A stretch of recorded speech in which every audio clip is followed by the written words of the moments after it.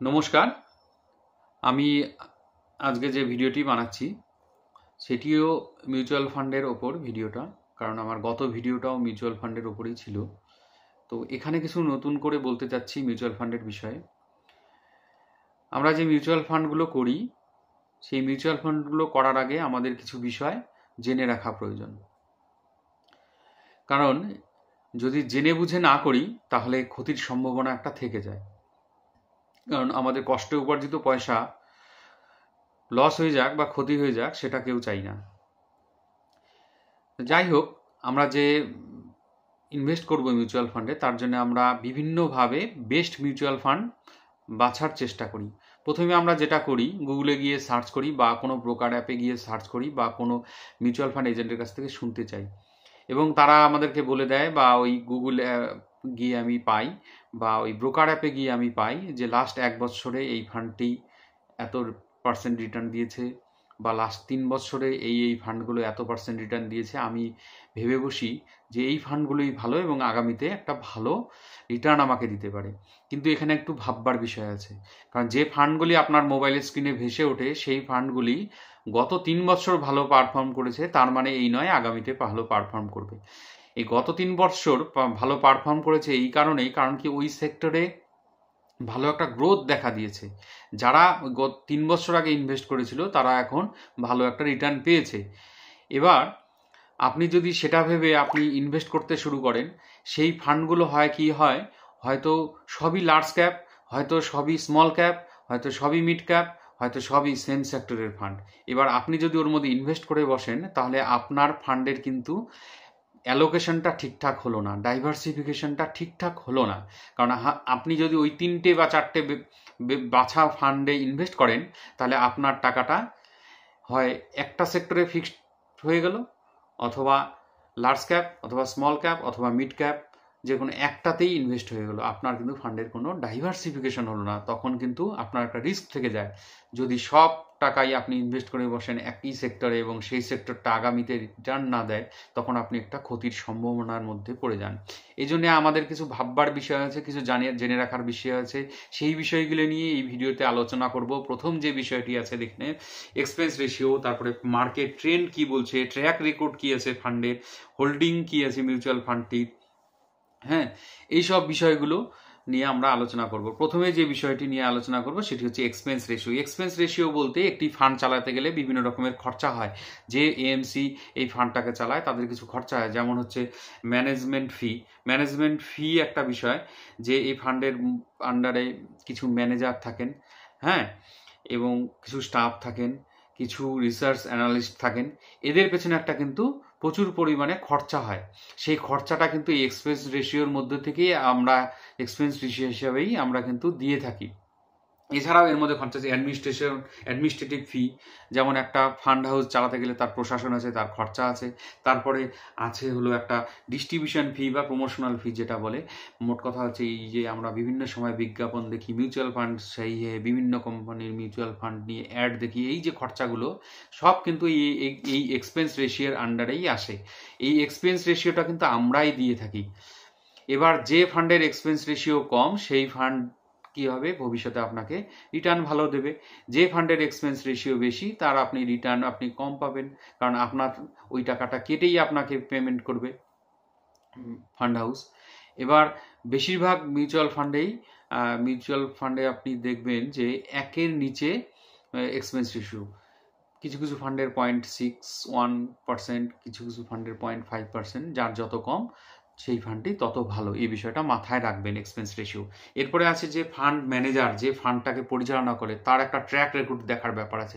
তার অতীতে কোথায় কাজ করতো, কি তার পারফরমেন্স, কি তার এক্সপিরিয়েন্স, এই বিষয়গুলো তো জানা প্রয়োজন। একজন ফান্ড ম্যানেজার যদি ভালো না হন, এক্সপিরিয়েন্স ফান্ড ম্যানেজার ভালো না হন, তাহলে কিন্তু ফান্ড ম্যানেজার সঠিক জায়গায় আপনার টাকাটাকে ইউটিলাইজ করতে পারবেন না। কারণ কি, ফান্ড ম্যানেজারের কাজ হচ্ছে বিভিন্ন স্টকে ইনভেস্ট করা, বিভিন্ন ফিনান্সিয়াল ক্ষেত্রে আপনার টাকাটাকে ইনভেস্ট করে সেখান থেকে একটা ভালো রিটার্ন জেনারেট করা। এবং এক্সপিরিয়েন্সড এবং ভালো যদি ফান্ড ম্যানেজার হয় তবে এটা সম্ভব। এরপরে আরেকটা বিষয় আছে যে এই যে আমরা ফান্ডটাকে কিনছি, এই ফান্ডটি কটা স্টক মার্কেটে থেকে কিনছে বা কটা স্টকে ইনভেস্ট করছে, মানে এই ফান্ডের হোল্ডিংসে কোন কোন স্টক আছে এবং কতগুলো স্টক আছে। এখন কিছু কিছু ফান্ডে দেখা যায় যে তার হোল্ডিংস 50-এর নিচে থাকে, সেটা খুব ভালো ব্যাপার। যদি কোনো ফান্ডের হোল্ডিংস 50-এর নিচে হয় নাম্বার অফ স্টকস, তাহলে সেই ফান্ডটা ভালো। কারো কারো 100-র নিচে থাকে হোল্ডিংস, সেটাও মোটামুটি ভালো। কিন্তু কারো কারো হোল্ডিং দেখা যায় 200-র উপরে, সেটা কিন্তু খুব রিস্কি ব্যাপার। বিশেষ করে স্মল ক্যাপ যে ফান্ডগুলো আছে সেগুলোতে এরকম অবস্থা দেখা যায় যে 200-র উপরে। সেই জন্য স্মল ক্যাপ ফান্ডগুলো সব সময়ের জন্য রিস্কি হয়।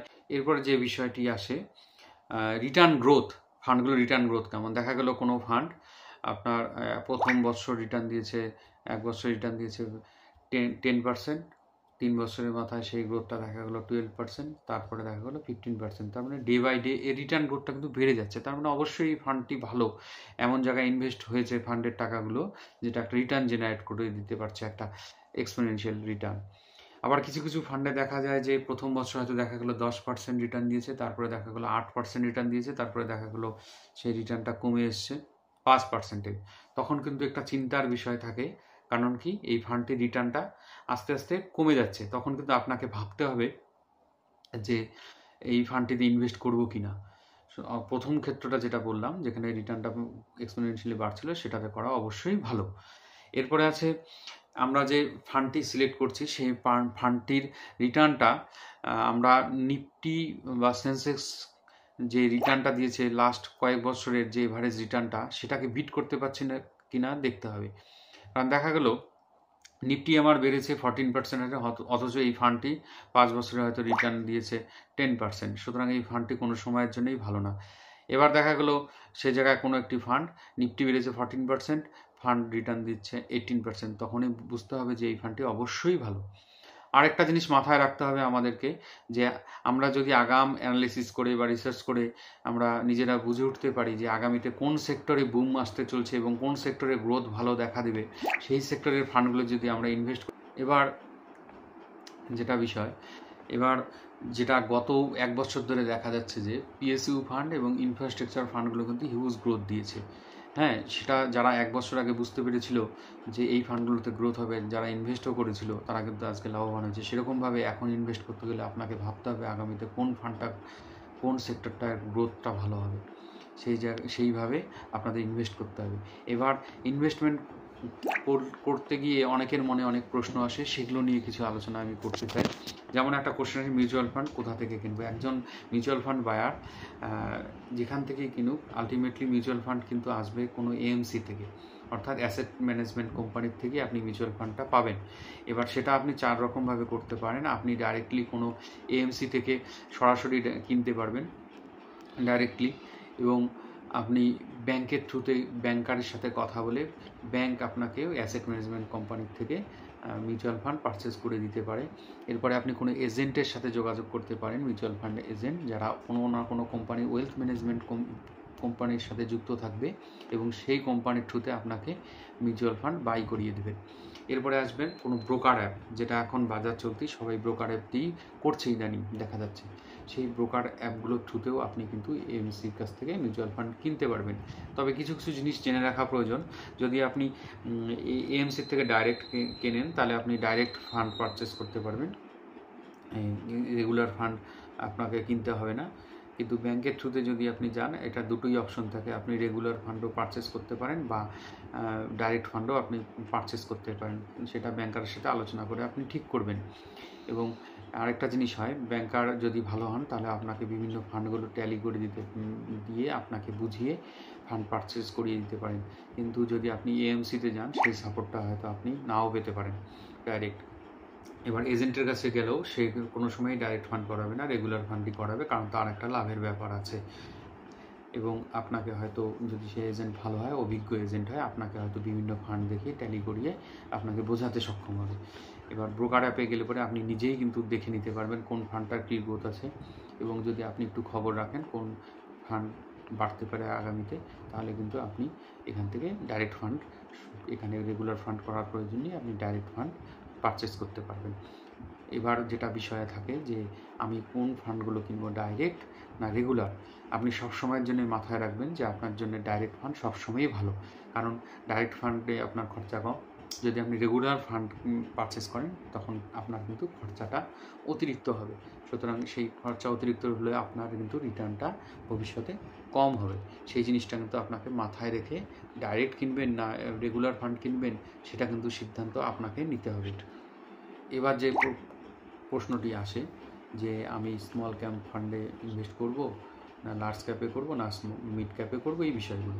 এবার আপনাকে যখন আপনি ইনভেস্টমেন্ট করবেন আপনাকে একটা গোল ঠিক করতে হবে। আপনি কতদিন পরে এখান থেকে টাকাটাকে উইথড্রল করবেন, সেই বিষয়গুলিতে আপনার মাথায় থাকে যে আপনি কেন ইনভেস্ট করছেন, সন্তানের এডুকেশনের জন্যে বা ছেলেমেয়ের বিয়ের জন্যে, বা আপনি একটা অ্যাসেট করবেন, বাড়ি করবেন, গাড়ি করবেন, এইরকম আপনার গোলগুলো যেরকম হবে সেরকমভাবে আপনি ইনভেস্ট করবেন এবং আপনার রিস্ক নেওয়ার ক্ষমতার উপরও ডিপেন্ড করবে।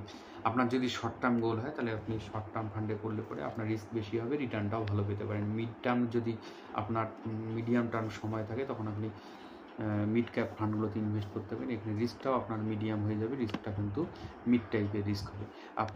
আপনার যদি গোলটা অনেক দূরে থাকে, লং টার্ম হয়, হ্যাঁ, তখন আপনি লং টার্ম ফান্ডে ইনভেস্ট করলে আপনার রিস্কটা অনেকটাই কম হবে এবং আপনি একটা ভালো রিটার্ন পাবেন অনেক দিন পরে সেটা।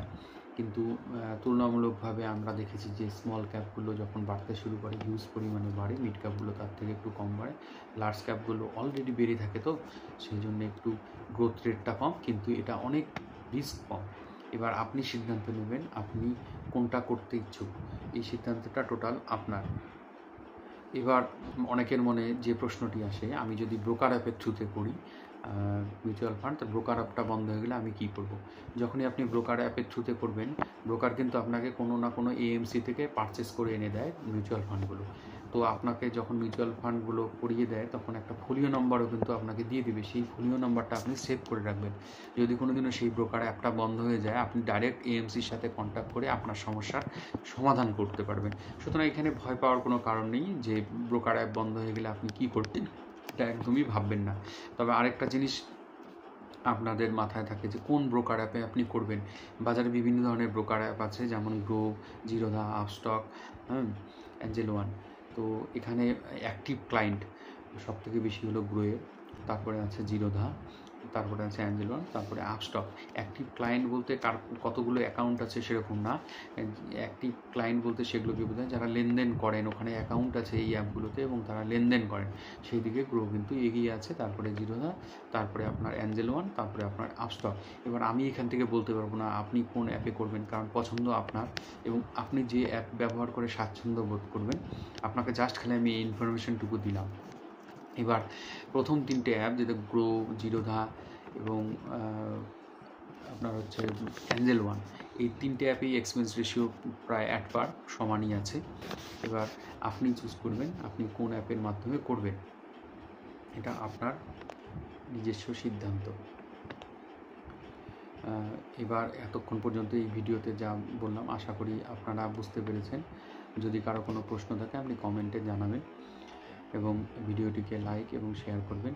আর এখানে যা বলা হলো সব কিছুই এডুকেশনাল পারপাস, এখানে কোনো ধরনের বাই সেল রেকমেন্ডেশন আমি করছি না। আপনারা লাইক, কমেন্ট, শেয়ারটা করবেন এবং আমাকে উৎসাহ প্রদান করবেন। ধন্যবাদ, ভালো থাকবেন।